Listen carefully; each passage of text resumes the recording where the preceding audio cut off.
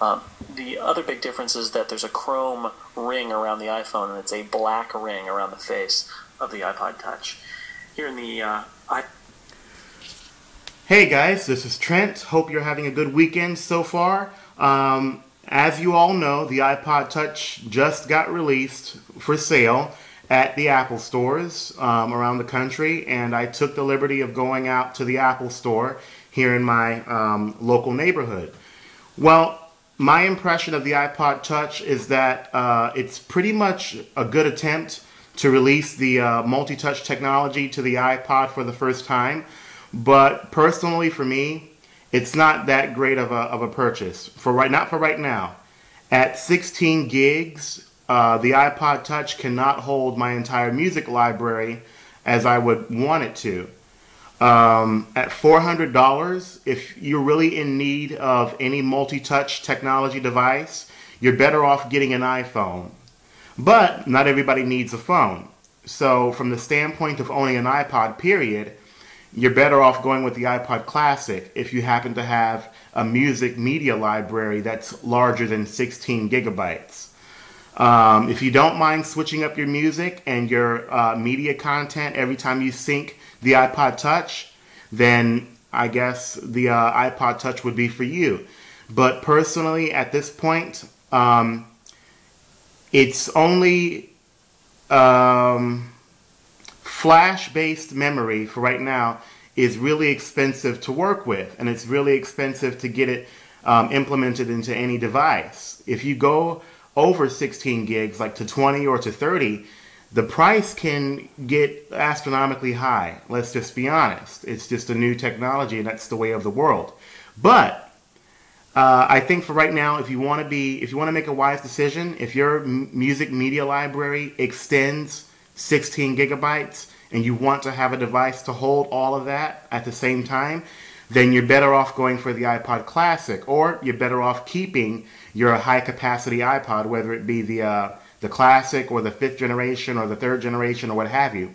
If you have a high-capacity iPod at least 30 gigs and it works for you, then I'd say stay with it, unless you really want to have an upgrade right here and now. So, yeah, I think the best decision for me was to go out and get this 80 gig iPod Classic because it holds my entire music library and also gives me room to spare to hold other files onto my iPod as an external hard drive.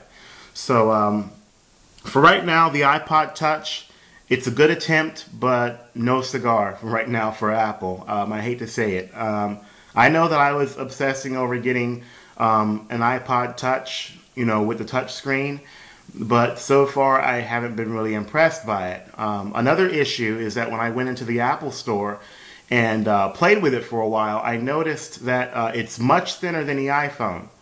But at the same time, the build quality of it didn't really stand out as much as it did with the iPhone. But I think it's only because the iPhone is a lot thicker and it happens to have an outer rim of metal along the outside of the entire device, whereas the iPod Touch seems to have more of a dark plastic outer rim on the outer face. So maybe that had something to do with it making the iPod Touch look more like a cheap version of the iPhone.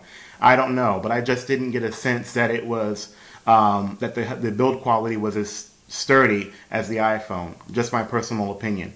So if you have a music library that's less than 16 gigs and the iPod Touch is for you, then I'd say go ahead and go for it. But for me personally, my library is much too big to be able to store entirely onto the 16 gig iPod Touch.